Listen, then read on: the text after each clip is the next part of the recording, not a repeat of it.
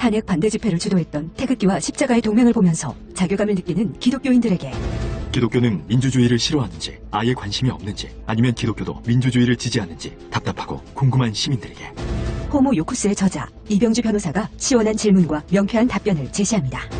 박근혜 사태와 기독교의 문제, 기독교인들에게 민주주의는 무엇인가? 도서출판 대장간. 소설가 황석영입니다. 2월 항쟁 30년이 되는 6월 10일 저 황석영이 마침내 출감합니다. 시간의 감옥, 언어의 감옥, 분단된 한반도라는 감옥에서 저는 언제나 자유를 갈망해왔습니다. 금기의 억압이 있다면 작가는 그것을 깨트리고 확인해야만 합니다. 역사를 바꿔낸 위대한 시민들께 제 이야기를 바칩니다. 황석영 자전 수인 문학동네. 새벽 2시에 깨어났나? 딱히 고민이 있어서 그런 건 아니다. 새벽 5시에 일어났나?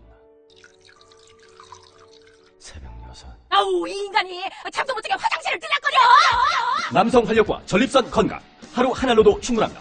소팔메토, 오카코사놀, 아연, 비타민 A, D, E까지 하루 영양 기준치 100%를 꽉 채운 메가셀 남자의 활력. 지금 바로 인터넷 검색창에 메가셀 남자의 활력을 검색해보세요.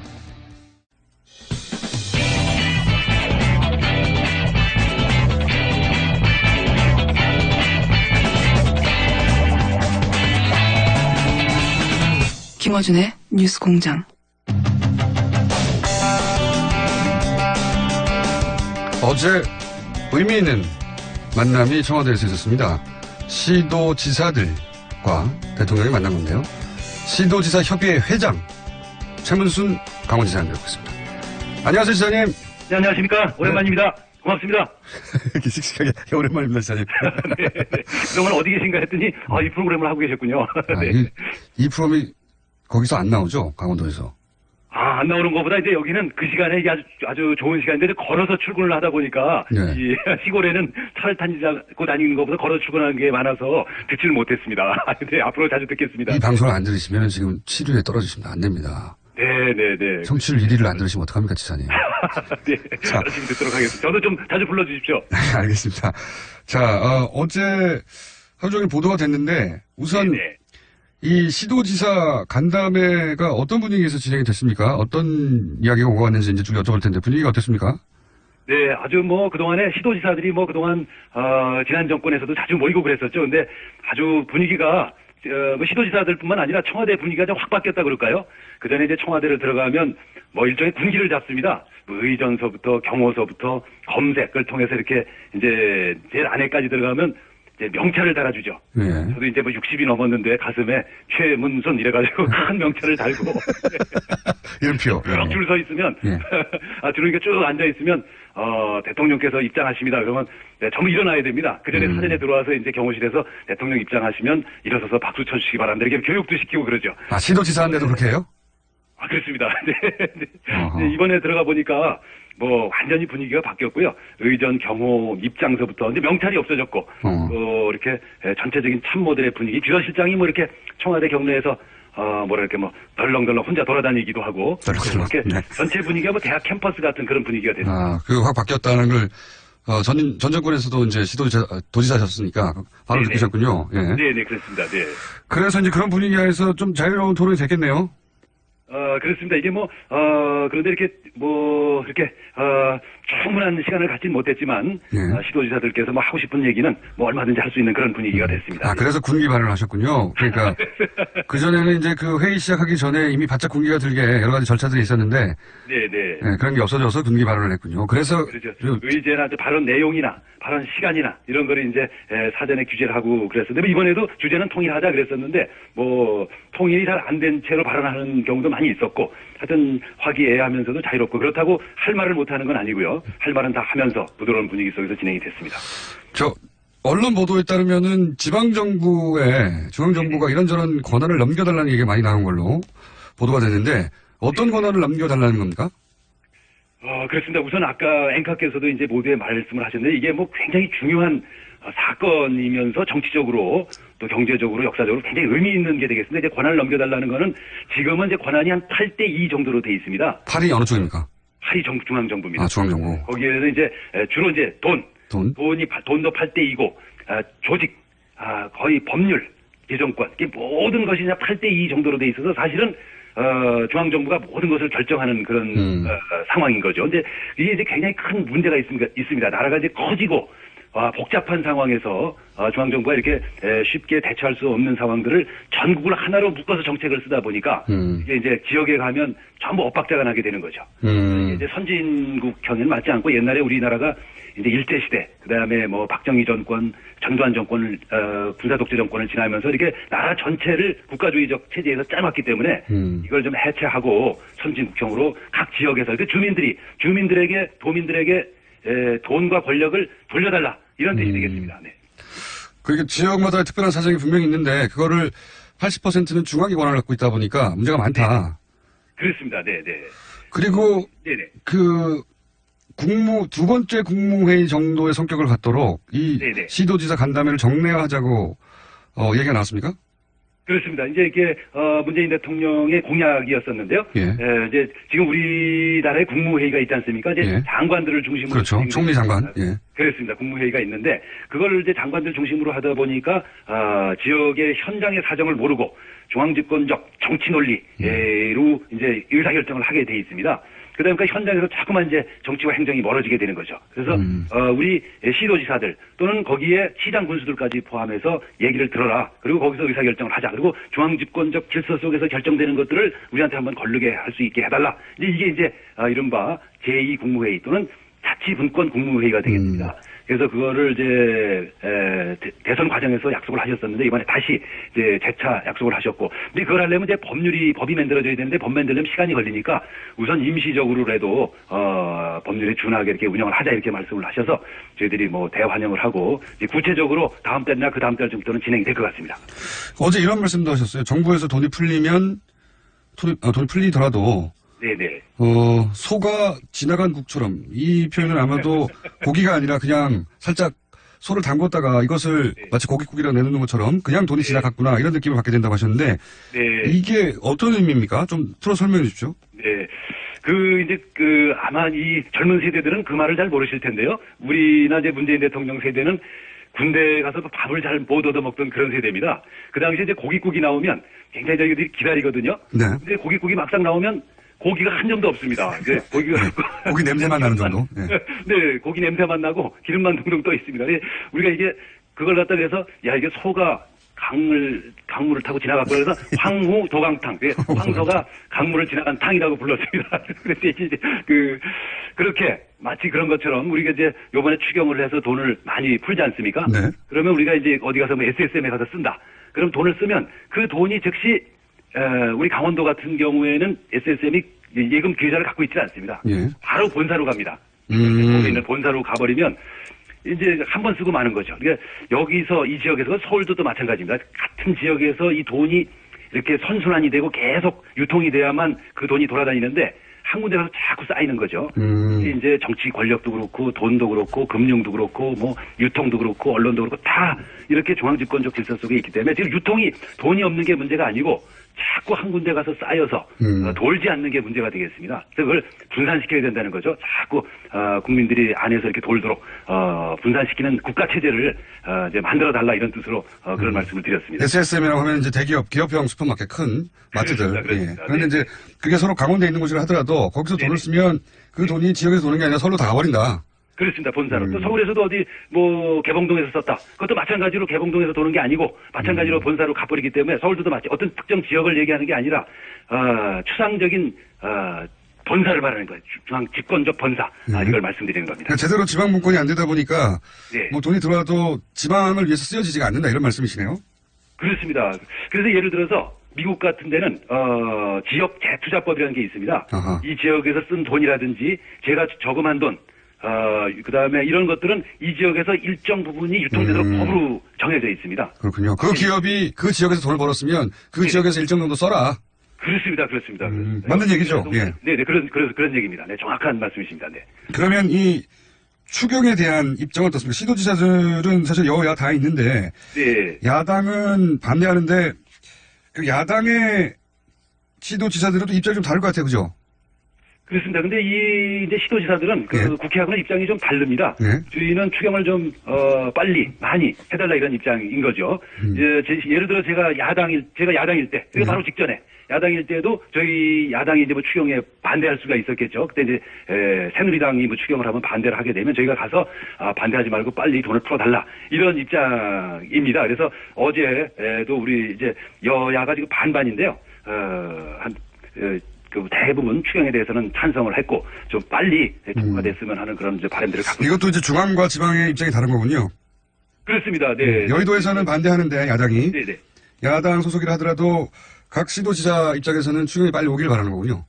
그렇습니다. 이제 뭐 늘 이제 일자리라는 게 뭐 급하니까 네네 조금이라도 좀 빨리 오면 좋은 게 되겠습니다. 네. 알겠습니다. 오늘은 여기까지 저희가 시간을 준비했는데요. 네네. 도지사님 저희 스튜디오에 한번 나오셔서 네네. 이 지방자치에 대해서 좀 길게 얘기할 시간 가져야 될 것 같습니다. 저희가 지방자치에 대한 이해도가 좀 낮거든요. 네, 그래서 한번 좀 불러주시면 예. 제가 가도록 하겠습니다. 알겠습니다. 그리고 도지사님 그 사이에는 스마트폰이라는 게 있으시죠? 네네. 네, 스마트폰에는 앱이란 게 있습니다. 네네네.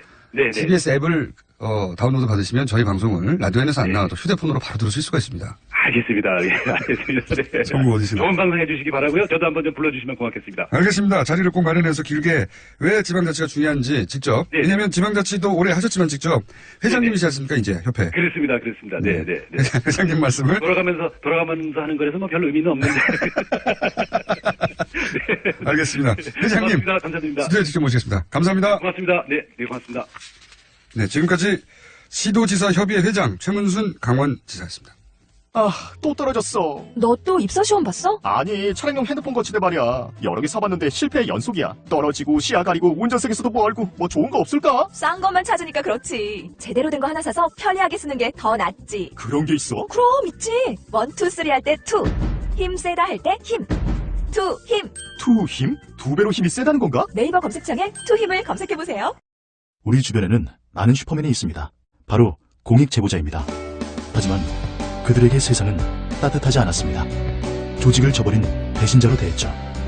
고맙다는 응원 한마디 듣지 못하고 어려움을 감내하고 있는 슈퍼맨들에게 이제 우리가 감사를 전해야 할 때입니다. 시민사회 지지 캠페인 어쩌다 슈퍼맨에 기부해주세요. 아름다운 재단.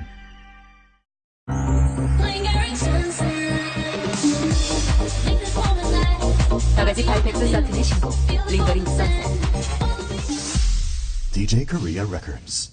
안녕하세요. 윤상입니다. 제가 사랑하는 피아니스트 김광민 씨가 6월 24일, 25일 LG 아트센터에서 단독 공연을 합니다. 따뜻한 체온을 담아 선사하는 특별한 무대에 여러분들을 초대합니다.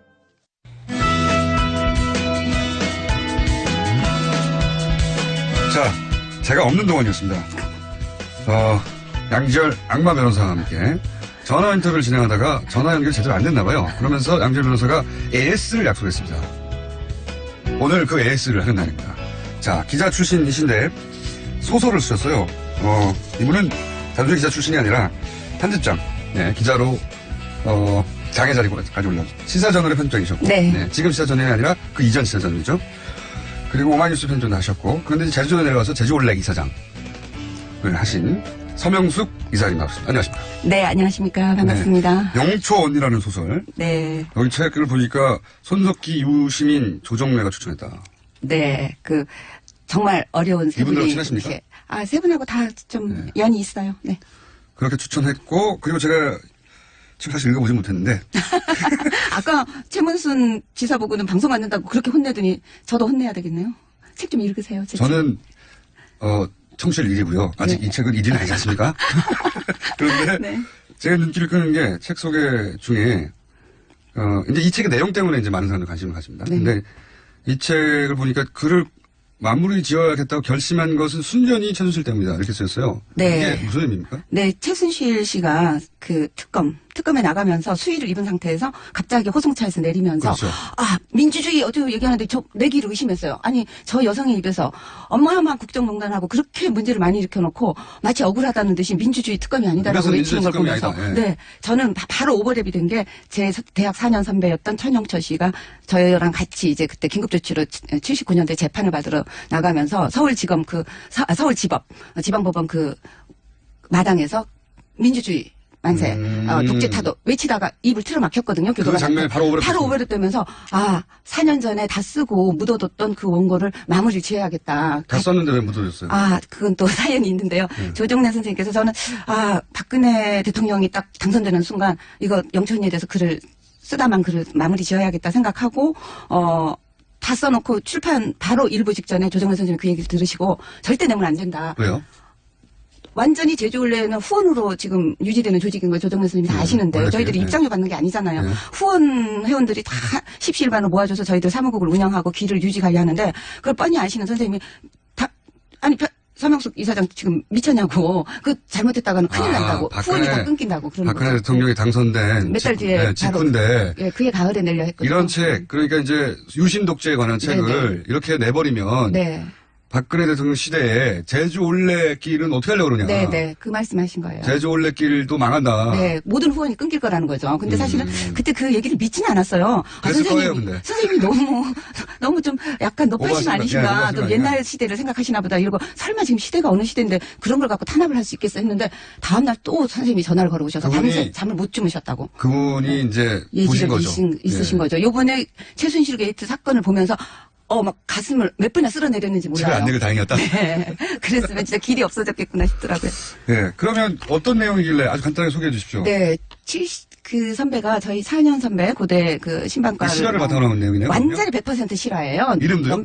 이름도 그럼 소설이 아니잖아요. 넌픽션 소설인 거죠. 근데 소설이 아니라 저는 사실은 넌픽션 에세이로 냈는데, 내용이 워낙 소설적이어서. 예. 그러니까 현실이 사실은 어떻게 보면 소설보다 상상보다 더 극적인 경우가 있잖아요. 그렇죠. 요번 게이트만 해도 사실은 굉장히 믿을 수 없을 정도로 이상하게 극적인데 저희 사건도 굉장히 저는 기억을 못 살린 거 있을지언정 기억 그대로 썼어요.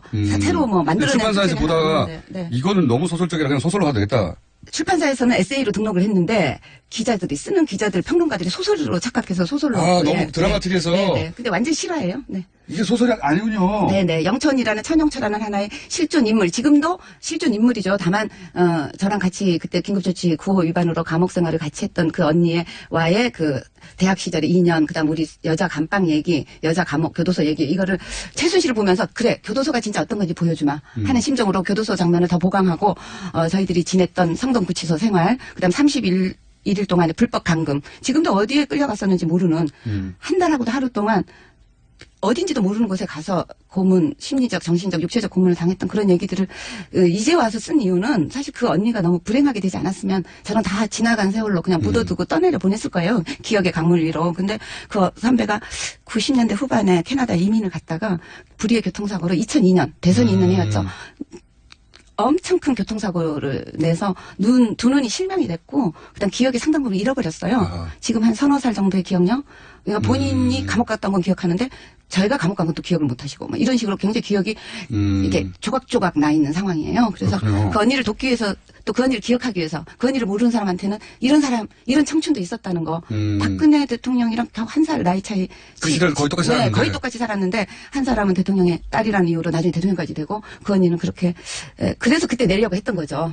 그런데 그때 냈으면은 큰일 난다고 하는 조선호 선생의 조언. 말림이 없었다면은 지금 제주 올레길도 다 망했고 그리고 블랙리스트에 오르셨을 테고 고초를 많이 당하셨을 텐데 이제 잊고 있다가 최순실 씨가 이것은 민주주의가 아니라고 외치는 걸 보자. 민주주의에 아무것도 기여한 바가 없는 사람이. 그러니까 민주주의를 오히려 파괴하고 농단했잖아요, 국정을. 그런 사람이 오히려 민주주의 많은 사람들, 영촌리, 1000명의 영촌리, 10,000명의 영촌리 그런 사람들이 피와 땀으로 투어까지 돼가면서 조금씩 진전시켜낸 민주주의의 그 수위는 혼자 다 지금 입고 있잖아요. 온갖 절차적인 걸 요구하고 정말 분하셨군요, 한마디로. 네. 정말. 그래서 다시 4년 전에 멈췄던 작업을 마무리해야 되겠다고 하고 에세이를 냈는데 기자들이 일단 소설이구만 하고 소설을 불리는 거거든요. 한두 신문에서 그렇게 나와서 그렇게 알려지고 있는데 소설이 아니랍니다. 완전히 넌픽션입니다. 네. 왜냐하면 언론들의 보도를 보면 소설이라는 장르로 소개를 하고 있기 때문에 틀림없이 사실이 아닌 부분이 가미됐을 거야 생각하는데 그게 아니었군요. 전혀 단 1%도 사실을 누락시킨 건 있어도 사실이 아닌 걸 쓴 건 없어요. 오히려 다 못 담아왔습니다. 네, 제 기억이요. 자, 그런 책이고요. 굉장히 많은 분들이 전문가들 추천한 책입니다. 이 내용은 사서 읽어보세요. 사서 읽어보시고. 고맙습니다. 네. 그리고 여기까지는 AS고요. 네. 기왕 모신 김에 제가 좀 더 여쭤볼게요. 이제 궁금증인데요, 제가. 네. 강경화 후보자에 대한 겁니다. 아, 예, 강경화 외교부 장관 예, 후보자. 네. 후보자 제가 이제 계속 궁금해하는 것은 물론 야당에서는 계속해서 반대하고 있고 그리고 오늘 아마 문재인 대통령께서 재송부 네, 그렇겠죠. 요청한다고. 뭐 대략 뭐 4, 5일 이내에 네네. 이렇게 되겠죠. 근데 제가 궁금한 건 이 부분입니다. 이제 강경화 후보자가 그렇게 논란이 돼서 처음에는 이제 부정적 여론이 더 높다가 지금 이제 긍정적 여론으로 바뀌어갔는데 유독 강경화 후보자에 대해서는 여성 후보가 장관 후보로 처음 나온 것도 아니에요.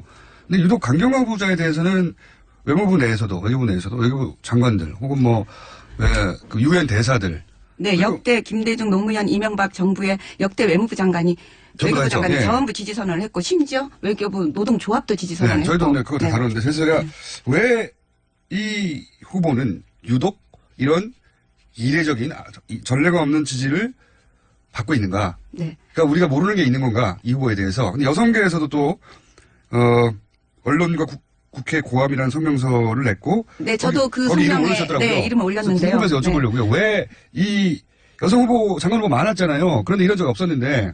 네, 제주 올레길을 내기 위해서 저는 이제 내려간 지가 10년인데 그 10년 동안의 정치적인 문제에 대해서 입장 표명은 딱 2번밖에 한 적이 없어요. 한 번은 대통령 선거 전에 박근혜 대통령 후보가 여성 후보지만 우리 여성계는 반대한다라는 그거를 대선 일주일 전에 한번 낸 때 제가 동참했었고 요번에 강경화 그 장관 후보에 대해서는 지지한다는 한 번은 반대한다는 한 번은 지지한다는 그거는 여성이기 때문에 반대하거나 여성이기 때문에 지지한 게 아니라 자격이 없는데 여성 후보인 걸 내세워서 대통령이 되려는 것에 대해서 반대했고 이번에는 자격이 있는데 여성이란 이유로 정치적 빅딜의 희생양이 될 것 같아서 이제 이런 자격이 있는 후보가 모든 여성계에서는 이때까지 여성 후보들이 낙마할 위험에 처한 적이 많았잖아요. 실제 낙마한 적도 있고. 네. 그런데 그런 건 없다가 왜 하필 강경화 후보에 대해서만 그렇습니까? 너무나 충분히 자격이 있는 데다가 지금 잘못하면은 한 명이라도 낙마를 시키려는 자유한국당 국민의당 그런 어떤 정치적 구도 안에서 자칫하면 희생양이 될 거라는 지금 굉장히 강력한 그 심증이 가기 때문에 그러니까 결격 사유가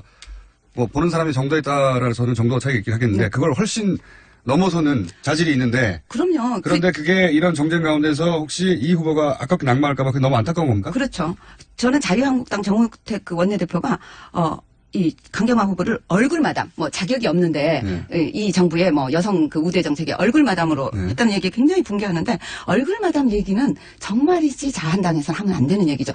왜냐하면 아니 정말로 자격이 없는 여객선 선장보다도 배 자체를 몰면 안 되는 박근혜 씨를 18년이나 집안에서 집안 살림을 한 것도 아니고 그냥 유폐되다시피 살던 그분을 단지 TK 어떤 정서 그다음에 박정희 향수를 생각하는 향수를 가진 노년층을 의식해서 정치권을 불러내서 얼굴마담으로 선거 때마다 오로지 악수와 인사로 표를 획득할 수 있는 그 사람을 얼굴마담으로 내세운 정당이 바로 자유한국당의 전신인 새누리당 그다음에 인데 어떻게 이 인사를 얼굴마담이라고 공격할 수 있느냐. 얼굴마담 정치를 내내 일관해온 자유한국당이 얼굴마담도 아니고 능력으로 유엔에 가서 가장 유엔의 사무총장 인수위원장까지 했던 그리고 역대 유엔에서 다들 인정하는 어떻게 보면 세계 외교의 가장 무대인 유엔에서 이미 능력이 검증되고 시험되고 단련된 그런 사람을 얼굴마담이라고 얘기할 수가 있는 거예요. 여성계에 일이죠. 특히 어필하는 대목이 어디였죠?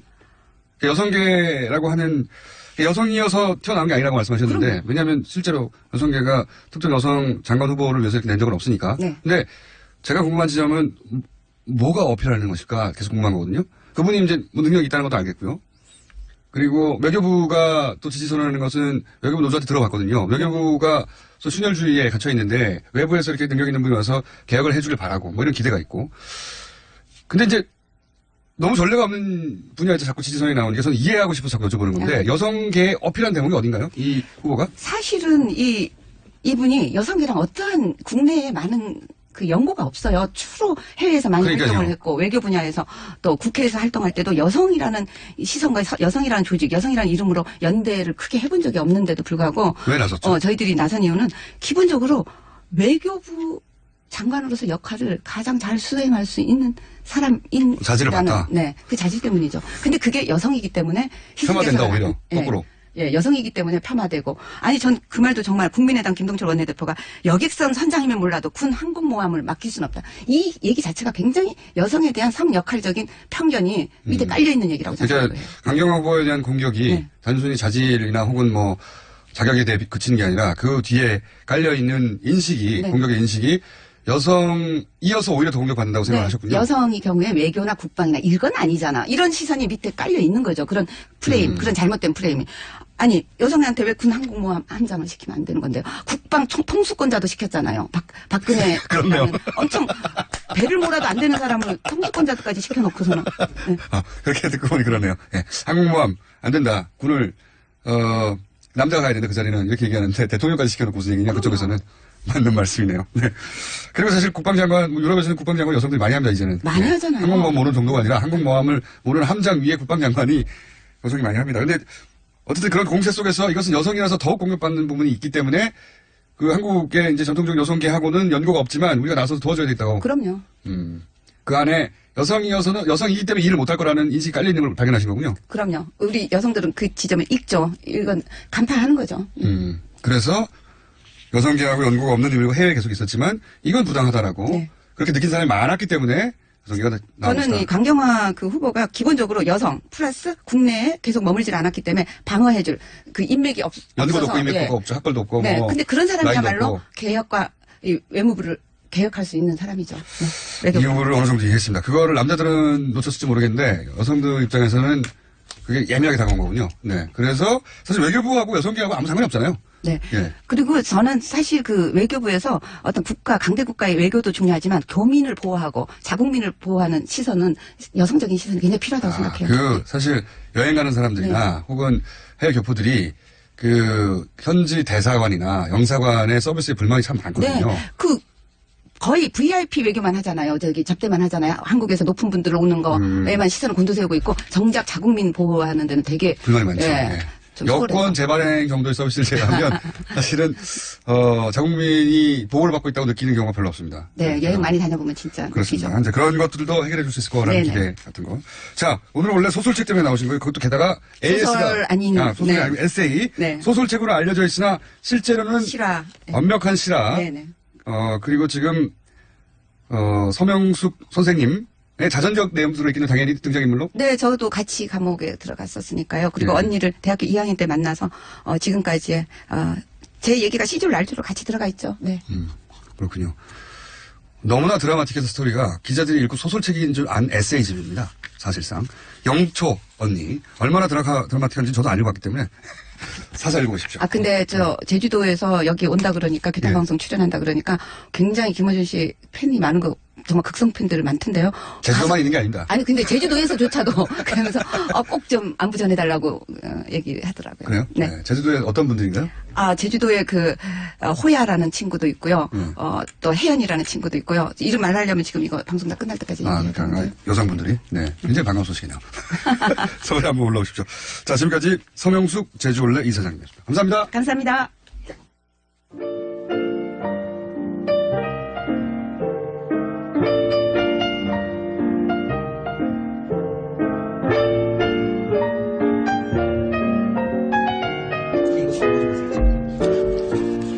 네, AS 시간입니다. 좀 조용히 해주십시오. 옆에 김진일 박사님 나오셨는데, 불친절한 AS, 강원도 주민들이 대거 문자에 참여했습니다. 도지사님, 중앙방송에 나오셨네요. 공장장님, 우리 도지사님 자주 불러주세요. 이런 문자가 쏟아지고 있습니다. 그러니까요. 강원도에서도 많은 분들이 당연히 듣고 계시죠. 그리고 내부자들의 둘에 대한 불만이 오늘 많네요. 안민석 의원님, 이렇게 전화 연결하고 준비 없이 대충 하시면 안 됩니다. 라는 문자와 그리고 김성태 의원님 불만 많습니다. 발언 후에 이런 문자 많이 쏟아졌습니다. 그리고 뉴스공장 시간을 좀 늘려달라는 그러면 주말에 해야 되잖아요. 제가 그렇게 못합니다. 저는. 네. 그렇기 때문에 그건 못 들어드리겠고요. 여하간 강원도 주민들이 엄청나게 많이 참여를 했습니다. 자, 그 외에 방금 이야기한 책 제목이 뭐냐고 문자 많이 오네요. 네, 영초 언니입니다. 영초 언니. 서명숙 원래 이사장님이 쓴 에세이인데 하도 드라마틱해서 소설인 줄 아는 영초 언니. 여기까지 하겠습니다.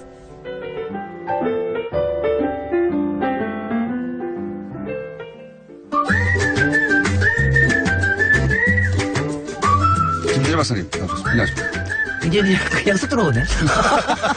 아니, 아까 쑥 들어오셨잖아요. AS하고 있는데 조글조글 하면서. 아니, 우리 앞에 서명숙 이사장님의 특징 중에 하나가 굉장히 뭘 많이 흘리고 다니시는데 여기에 또 오늘 출입증을 흘리셔서 제가 그걸 갖다 드리느라고. 네. 근데 제가요, 네. 오늘 또 최문호 시장님 앞에 또 영초 언니 인터뷰하느라고 시간이 좀 짧아져서. 박사님이 네. 서명숙 이사장님 얘기를 더 들으라고. 네네. 제가 시간을 좀 더 드리겠다고 드렸어요. 해가지고. 또 왜냐면 저는, 아니면 제가 하도 별로 얘기를 안 해주셔서 제가 좀 얘기 좀 하고 오늘의 주제인 남자 화장실에 대해서는 제가 그냥 인트로덕션만 하고 갈게요. 뭘 주제가 남자 화장실? 남자 화장실이에요. 근데. 왜 남자 화장실? 아, 남자, 그게 궁금해요. 나중에 1분만 하고. 남자 갈게요. 화장실에 대한 불만 저도 있어요. 네. 그럼요. 네. 근데 이제 이 서명수 이사장님이 얘기하신 영초 언니, 네. 뭐냐면 영초 언니는 이건 그러니까 정말 왜냐면 그러니까 제가 잘 울 것 같아서 별로 잘 안 울 것 같죠. 근데 영초 언니는 얘기만 들어도 눈물이 납니다. 그 정도로 들어맞죠. 근데 네. 그러고 나서 이제 강경화 장관 얘기하셨는데 제가 그 부분에서 제가 소회를 좀 얘기를 드리려고 하는 건데 그 영초 언니의 그러니까 영초 언니가 나중에 알고 보니까 제 연배더라고요. 그런데 그때 그러니까 우리가 독립운동을 했을 때 여성의 위치,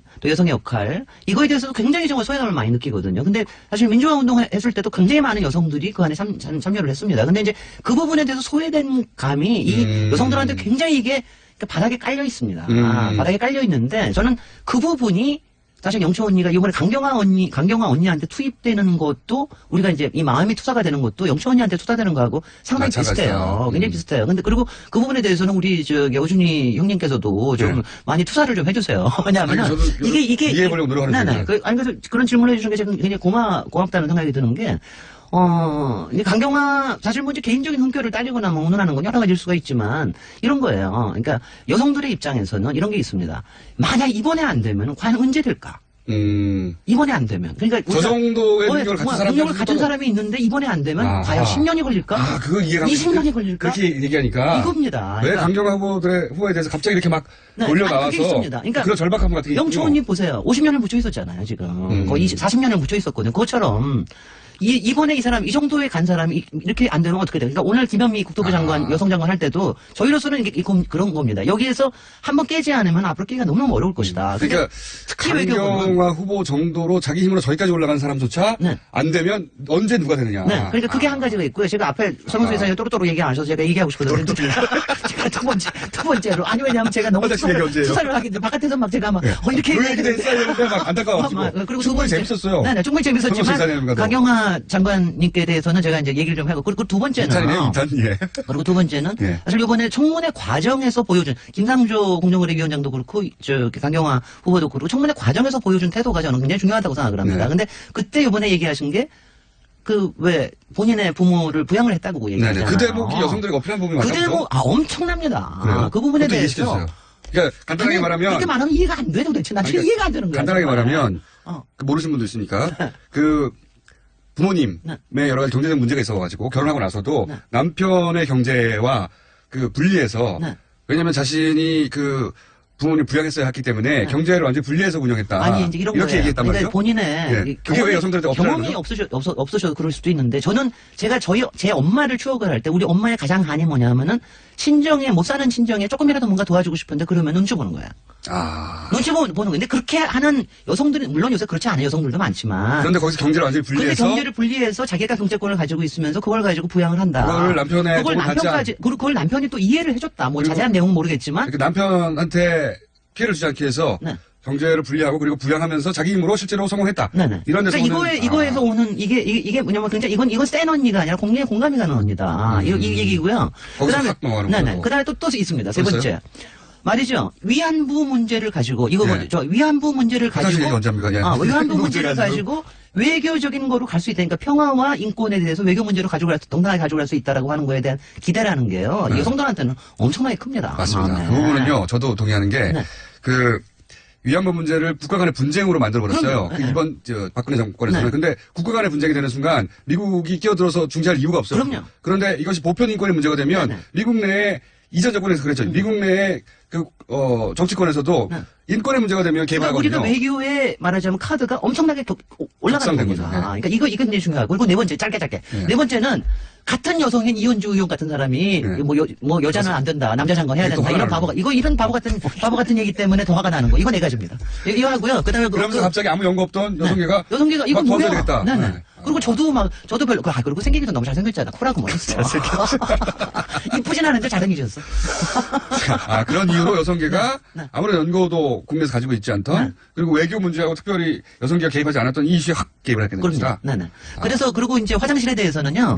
저희가 이제 드디어 저희가 일상의 주제로 돌아왔는데 거의 6달 만인데 6달 전에도 화장실 한 번 한 적이 있습니다. 남자 화장실에 대해서 화장실은 정말 인간의 본질이 나타나는 건데 이번에 이제 남자 화장실을 먼저 하고 문제는 제일 큰 문제 안 가르쳐주고 수수께끼로 해놓고 끝나죠. 근데 이제 그게 이렇게만 하겠습니다.